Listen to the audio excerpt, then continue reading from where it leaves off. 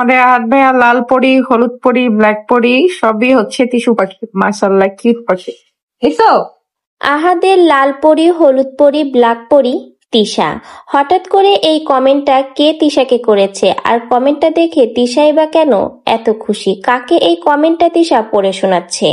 আজকের ভিডিওতে আমি আপনাদের ডিটেলসে সবকিছুই দেখাবো।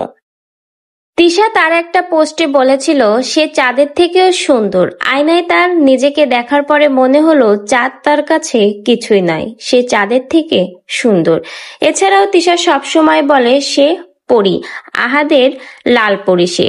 তিশা তার একটা লাইভে একদিন নীল শাড়ি পরে আসায় অনেকেই তাকে নীল পরি বলেছিল। সেদিনও কিন্তু তিশা একই কথা বলেছিল, সে আহাদের নীল পরি। তিশাকে শাড়ি পরলে যে অনেক সুন্দর লাগে এবং পরীর মতো দেখতে লাগে, তিশা কিন্তু তার এই পোস্টেই বুঝিয়ে দিল।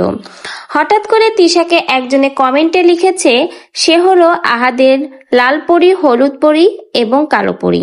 এতে যেন তিশা অনেক খুশি হয়ে যায় এবং সেই কমেন্টটা বারবার আহাদকে পড়ে শোনায়। এটা শুনে আহাদও বলে তুমি আমার পরি না, তিশু আমার পরি। মজা করে আহাদ এই কথাটা তিশাকে বলেছে। এতে তিশা আরো অনেক বেশি খুশি হয়ে যায়। তিশাকে যে শাড়ি পরলে অনেক বেশি সুন্দর লাগে এবং পরীর মতো লাগে, এটা তিশা এবার লাইভে এসে ভিডিও করে আকিকে বুঝিয়ে দিল যে সে পরীর মতো সুন্দর এবং আহাদও তাকে অনেক বেশি ভালোবাসে।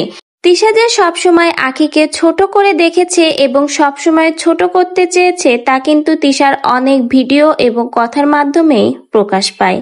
তিশা এবার আখিকে এটাও বুঝিয়ে দিল তার আর আহাদের জুটিটা বেস্ট। সকলে যে তাকে এবং আহাদকে একসাথে পছন্দ করে, সেটা এবার সে আখিকে এই কমেন্টের মাধ্যমেই দেখিয়ে দিল। সে হলো আহাদের জন্য বেস্ট। আখি কখনোই আহাদের জন্য বেস্ট ছিল না।